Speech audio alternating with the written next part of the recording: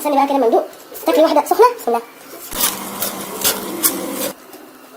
الله، سخنه قوي بس حلوه قوي.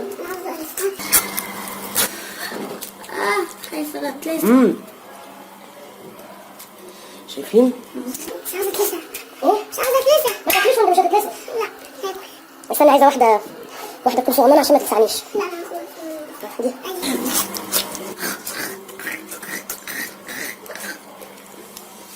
تريق عليا؟ السلام عليكم ورحمة الله وبركاته. معاكم زي ما عودتكم دايما رشا الغفير من قناتي وصفحتي جربوها مع بنت الغفير. زي ما هو كان واضح كده في الكواليس اللي بيني وبين رؤية بنتي ان الغدا بتاعنا كان رجول. بس رؤية ما كانتش عارفة رجول ايه، قالت لي يا ماما ده جمبري. قلت لها لا مش جمبري، ده رجول فعلا، بس رجول حاجة طبعا وانا موضح زي ما واضح كده، لا هو رجول فراخ ولا رجول حيوانات سواء معيز بقى او كوارع. رجول حاجة حلوة قوي، بس لو عايزين تعرفوها تابعوني علشان تعرفوه. قبل ما ابتدي الوصفة حابة اعمل فيديو دعم النهاردة لقناة حبيبتي صاحبتها حبيبتي جدا ومن الناس الغاليين جدا على قلبي، وهي قناة يوميات مطبخ جيلان. هي يا جماعة القناة دي حلوة جدا وفيها وصفات حلوة قوي. بالمناسبة جيلان كانت صاحبة وصفة غسيل الأسماك والفراخ بالطحينة. بجد والله يا جماعة سحر، الموضوع الطحينة ده سحر. عندها حاجات تانية كتير جدا في القناة، أتمنى تروحوا تشوفوها. عندها وصفات حصر ليها، عندها تكات حلوة جدا بتاعتها هي مميزة بيها. يا رب تشتركوا عندها لأن فعلا قناتها تستحق إنها تتشاف. ندخل بقى على طول كده على الوصفة بتاعتنا. وعايزه اقول لكم الرجول دي رجول ايه، وهي طلعت رجول الكاليماري او الحبار او الاخطبوط او زي ما بيتقال الاسم بتاعها الصحيح مجسات الكاليماري. اهو يا جماعه الكاليماري حبيت اجيب لكم كده ايه لمحه بسيطه عن طريقه تنظيفه. انا قدمته قبل كده بس مفيش مانع ان انا اعيد، وفي الاعاده افاده. دي قشره الكاليماري بنشيلها خالص زي ما انتم شايفين كده، بيبقى شبه القرطاس، بيبقى كله كده واخد شكل واحد. دي زعانف الكاليماري ما بتترميش يا جماعه، بتتاكل، بس لما عشان نقليها لازم نشقها شقه خفيفه علشان ما تفرقعش مننا في الزيت. يعني نشقها شقه خفيفه كده بالسكينه. البطل بتاع الاكله بتاعت النهارده بقى اللي هيبهركم بطعمه هو المجسات بتاعت الكاليماري او رجول الكاليماري. اكله حلوه جدا. انا كنت اشتريت كميه لان الكاليماري اليومين دول رخيص، الكيلو ب50 جنيه. وبالمناسبه يا جماعه 50 جنيه دي رخيص فعلا، لان الكيلو بتاعه بيرمي كتير جدا. يعني بتمن 2 كيلو سمك بلطي هيبقى عندك يمكن اقل كمان سعر 2 كيلو سمك بلطي. هنشيل هنا المنقار بتاع هو الحبار او الكاليماري، تبقى كوره كده في المنقار، وبنشيل طبعا عينه وكيس الحبر. زي ما قلت لكم كنت جايبه كميه علشان اشيلها للايام اللي بيبقى فيها الصبيط مش موجود او اوانه مش موجود، فاستغليت الفرصه دي ان انا جمعت المجسات كلها او الرجول وعملت منها غدوه حلوه جدا. طعمها حكايه مقرمشه زي ما انتم شفتوا كده في اول الفيديو. وبالمناسبه يا جماعه والله انا اكلت الكاليماري بره مش حلو ابدا زي اللي بعمله في البيت، مش غرور بس فعلا حاجه البيت احلى وانضف مليون مره. الطبق الكبير ده زي ما انتم شايفينه اهو هيدينا كميه كبيره جدا وهينفش معانا، والاخطبوط او رجل الكاليماري دي هتفتح زي الورده معانا في الزيت. توابل كمون بسيط، كركم، توم، ملح. وقلنا الكركم مع المقالي علشان الحاجه ما تتاكسدش مننا في اثناء ما بنقليها، تمام، حفاظا على صحتنا وصحه اولادنا. انا دقيت هنا التوم مع التوابل كويس جدا. هبتدي بقى اجيب ميه علشان انا عايزه تغليفه حلوه على الكاليماري. الميه دي هتساعد ان الكاليماري يشرب من الدقيق ويعمل تغليفه متماسكه علشان لما اجي اقليه في الزيت يبقى مقرمش جدا وطعمه حلو. هنزل بالكاليماري واجنحه اللي هي المجسات واجنحه او زعانف الكاليماري، وهسيبها في التتبيله دي 10 دقائق. للناس اللي بتقول انت ما بتحطيش ليمون او خل، انا مش بصراحه يا جماعه يعني الموضوع ده اذواق. انا بحب طعم الليمون بعد ما باجي اكل، اعصر العصره كده على اللقمه واكلها، لكن ما بحبوش اثناء التتبيل، تمام. دي حاجه يا جماعه بتبقى حسب الذوق، عايزين انتوا تضيفوا مفيش اي مشاكل. بعد ال10 دقايق ما عدوا هبتدي اجيب كميه دقيق محترمه، مش هنحط عليها اي حاجه بقى، ولا توابل بقى ولا بيكنج باودر ولا نشا ولا اي حاجه. واديكوا سمعتوا في اول الفيديو كان صوت القرمشه ما شاء الله واضح وحلو قوي، لاني بالمناسبه بقرب بقي من المايك علشان تسمعوا صوت القرمشه. هنقسم الكميه على 3 دفعات. هننزل باول دفعه زي ما انتم شايفين كده في الدقيق، وهنقلبه كويس قوي زي ما انتم شايفين علشان نفلفله كده ونبعده عن بعضه عشان ما يلزقوش في بعض.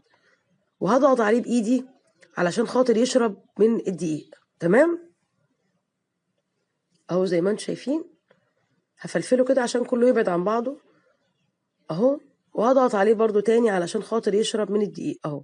هسيبه بقى في الدقيق 10 دقايق علشان خاطر يشرب من التغليفة دي. وبعد ال10 دقايق ما عدت زي ما انتم شايفين كده، هبتدي اجيب صفاية واتخلص من كل الدقيق الزيادة. لان الدقيق الزيادة يا جماعة، او الدقيق اللي بيبقى يعني ما مسكش في قلب السمكة او الكاليماري او الجمبري، اهم اسباب غمقان لون الزيت. دي قلاية مش بستخدمها، سايباها عشان اصفي بيها او انخل بيها الجمبري بقى والصبيط والحاجات دي كلها اهو. بالطريقة دي الزيت هيفضل فاتح معاكي من اول الغلية، من اول قلية لحد اخر قلية. تمام، بما ان مفيش دي بيقع فمفيش زيت هيتحرق ويغمق. دي قاعدة خدوها. هنحط تاني دفعة علشان الوقت، يعني بمجرد ما هنكون ده بيتغلغل ويشرب من دي هنكون بنقلي اول دفعة علشان الوقت اهو زي ما انتم شايفين كده. طبعا احنا مش هنقلي على طول، هنسيبه كمان 5 دقايق تانيين علشان الدقيق يتشمع وما يقعش مني في قلب الزيت. هتأكد ان الزيت سخن، ولازم يكون سخن جدا علشان الكاليماري ما يشربش زيت وما يفرقعش مني ولا يجلد في قلب الزيت.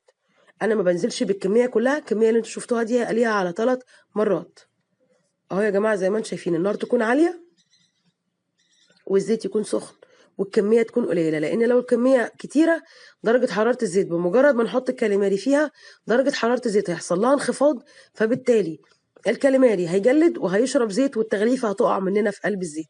فاحنا في غنى عن ده، والأهم من ده كله هيفرقع مننا وهتحصل كوارث لا قدر الله. تمام، قبل ما احط الدفعة التانية او الكمية التانية هتأكد ان الزيت سخن اهو يا جماعة. لازم تشوفوا الطشطشة او الغليان اللي انتوا شايفينه ده. شايفين نفشت ازاي اهو زي ما انتم شايفين.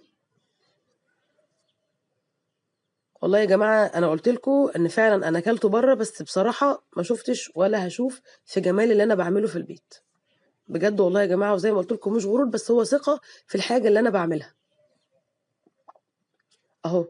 قبل ما انزل بالكميه التانية او الدفعه اللي بعدها لازم اتاكد ان الزيت سخن، ما ينفعش انزل بيه الا لما اتاكد ان هو سخن اهو يا جماعه. شايفين اهو، بنزل حبة بحبة، ما ينفعش انزل بالكمية كلها مرة واحدة. وده علشان زي ما قلت وبأكد، علشان الناس ساعات بتكلم بلاقيهم بيسألوا تاني في قلب الفيديو علشان الزيت ما يبردش، لأن الزيت لو برد الكاليماري هيفرقع، هيشرب زيت، هيجلد، والتغليفة هتقع في قلب الزيت.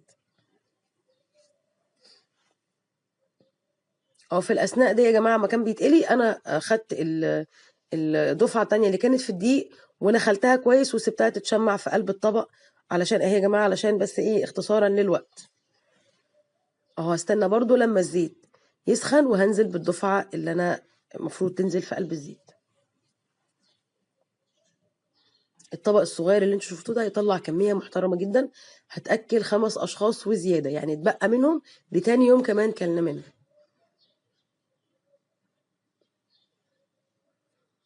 ادعوا لي يا جماعة صوتي يرجع زي الاول، لان الصوت ببذل مجهود وانا بتكلم، وفعلا صوتي من بعد النزلة اللي جات لي دي، النزلة الشعبية، وانا صوتي تعبان جدا وما رجعش زي الاول. ادعوا لي بالله عليكم ربنا يشفيني، لان الاحبال الصوتيه عندي تعبانه جدا. انا بوريكم يا جماعه باكد يعني بكرر عمليه القليه علشان تشوفوا ان انا في كل مره بستنى لما الزيت يسخن علشان انزل بالدفعه بتاعه الكاليماري، واوريكم ان هو بينفش في قلب الزيت اهو زي ما انتم شايفين. فنكوش، تحسوا ان هو فنكوش اهو زي ما انتم شايفين كده يا جماعه.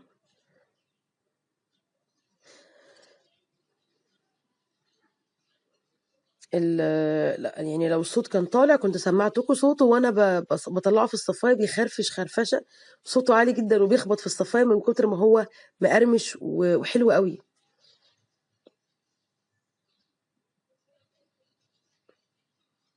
اهو. بستنى لما الزيت يغلي علشان خاطر الزيت يسخن علشان خاطر يبقى معايا مقرمش زي ما انتم شايفين كده. لما تلاقوني سبت الطاسه فاضيه كده ما بحطش فيها، اعرفوا ان انا مستنيه درجه حراره الزيت تعلى تاني علشان احط فيها الكاليماري او المجسات بتاعه الصبيط او رجول الصبيط او المسمى اللي انتوا بتفضلوه.